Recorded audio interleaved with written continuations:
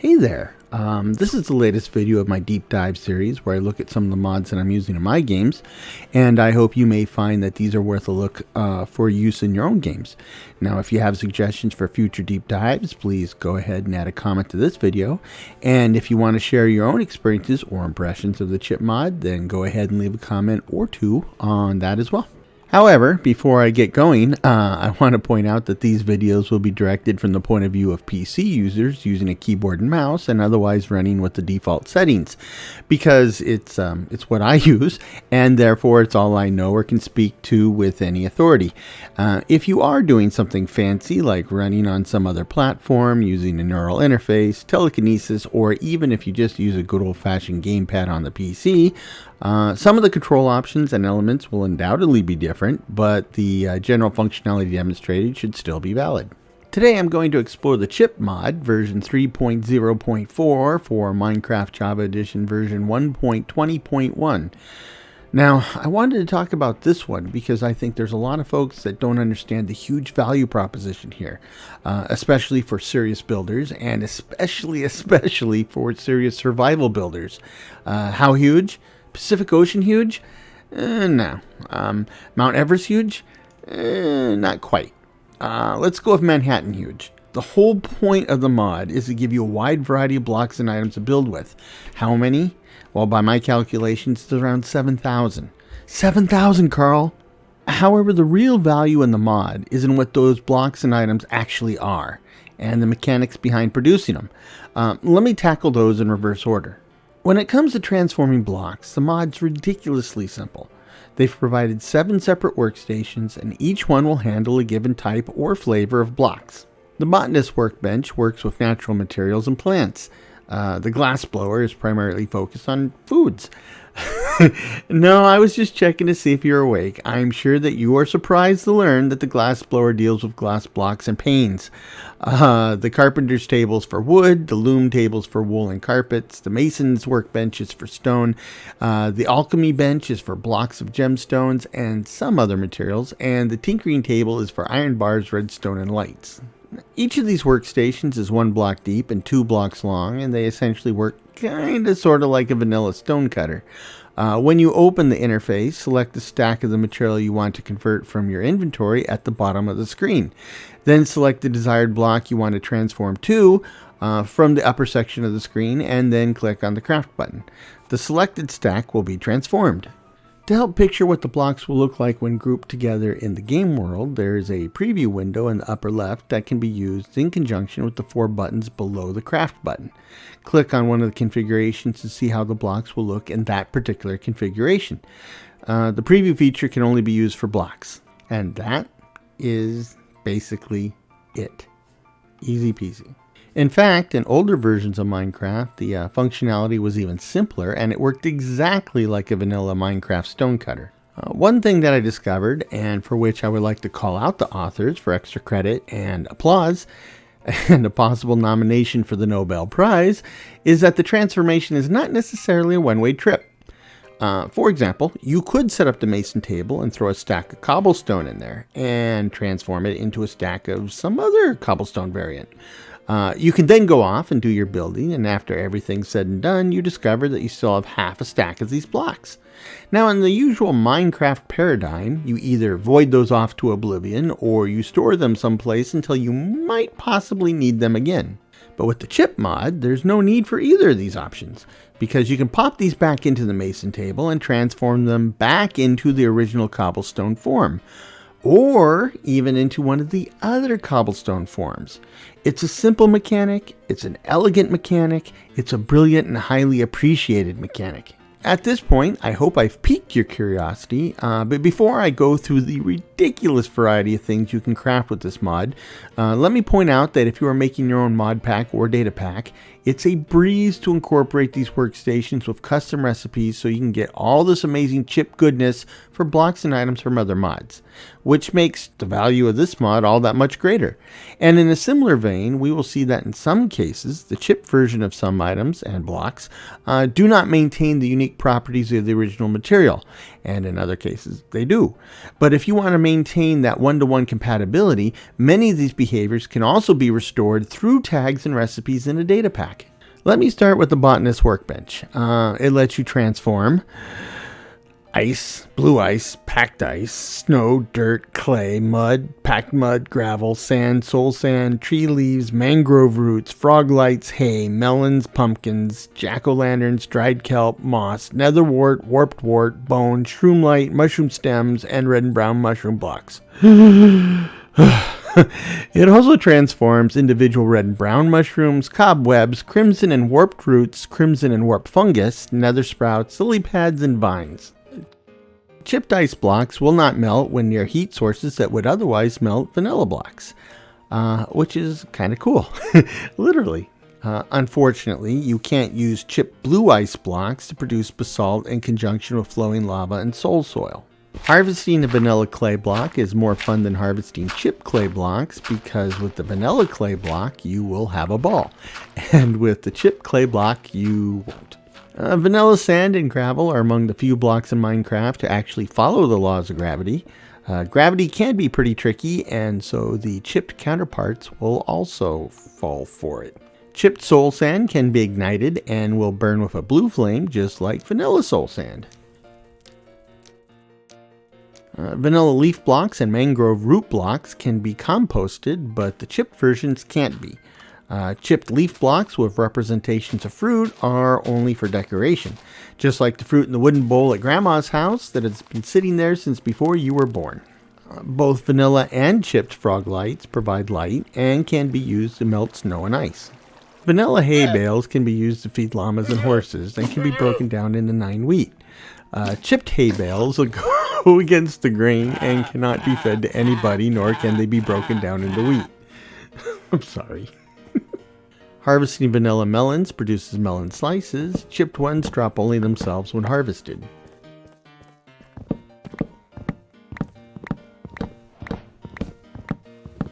Vanilla pumpkins can be carved, and the carved pumpkin can be made into a jack-o'-lantern. Chipped pumpkins can be carved, but doing so will convert it into a vanilla carved pumpkin that can then be made into a jack-o'-lantern.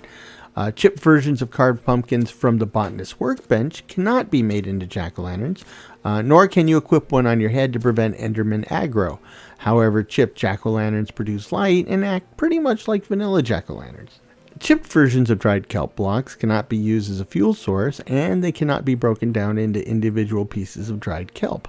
However, the designs look very much like wrapped presents. They must have used a truly gifted artist to come up with those textures. If you were wondering about chipped shroom lights, you'll be happy to learn they provide light just as a vanilla shroom light, but chipped versions can't be composted. Aspiring web designers of all levels and types will be happy to learn that players, mobs, and entities will stick to all cobwebs, vanilla or chipped.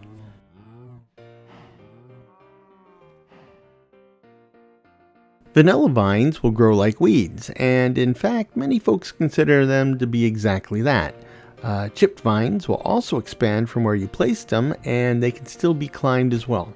Now let's talk about the Glassblower. It's probably my favorite of the workstations, and that's saying a lot because I really like all of them. On the other hand, there's not a lot to say about it, and this is because it deals only with glass blocks and panes, and these work just like their vanilla equivalents with one important difference. You cannot directly convert chipped glass blocks into chipped glass panes. You need to make those conversions outside the Glassblower workstation before you chip them. Likewise, you cannot add or change colors through the Glassblower or after using the Glassblower. So you need to add or change colors before you use the workstation, but changing colors will give you a different set of choices for conversion through the workstation. My appreciation for the Glassblower comes from the finished product. Now you can craft truly amazing and beautiful windows.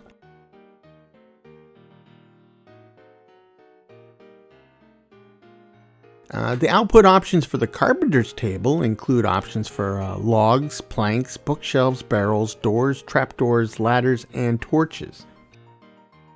Chipped log variants cannot be used to make planks, at least not directly. They can be put back into the Carpenter's table and converted back into a vanilla log, which can still be converted into planks.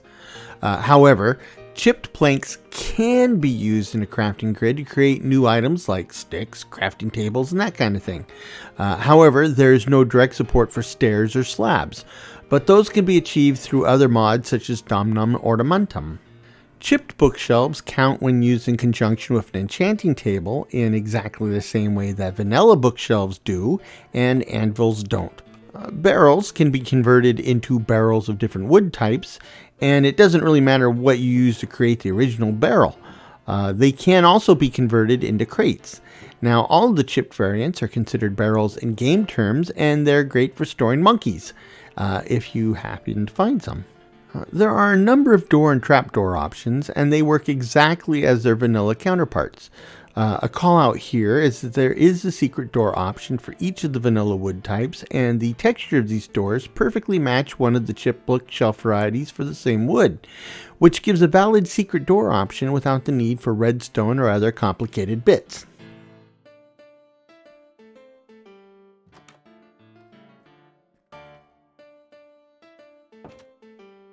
While chipped ladders look different, they function exactly the same as vanilla ones, and torches work exactly like vanilla torches. Even the color the light produced is the same regardless of the color of the actual flame on the chipped torch. Moving to the Loom Table, I can tell you that it is very much like the Glassblower in that there are a limited number of blocks that it'll take, which includes all the vanilla wool blocks and carpets. But the value is disproportionate because those are among the plainest looking blocks in the game, and the chip mod offers you so many alternatives and patterns, and those are generally available in both block and carpet form, so you can easily mix and match between both forms without sacrificing all the fancy new textures. The Mason's Workbench is one of the workhorses of the mod, with over 3,000 options to choose from via this workstation alone. Materials that can be transformed via the Mason's Workbench include stone, cobblestone, mossy cobblestone, smooth stone, stone bricks, mossy stone bricks, deep slate, andesite, diorite, granite, sandstone, red sandstone, calcite, tuff, brick, mud brick, obsidian, raw copper, raw iron, raw gold, blackstone, gilded blackstone, basalt, netherrack, nether bricks, red nether bricks, quartz, prismarine, dark prismarine, magma, purpur, and endstone blocks, as well as dripstone blocks and points. It also handles terracotta, glazed terracotta, and concrete blocks of all colors. And you can even transform ancient debris blocks because, of course, we all have so many of those sitting around and we're eager to turn them into decorative blocks or otherwise find something useful to do with them. Unfortunately, the chipped versions of obsidian cannot be used within the construction of nether portals, and the chipped versions of magma blocks will not scorch your tender footsies.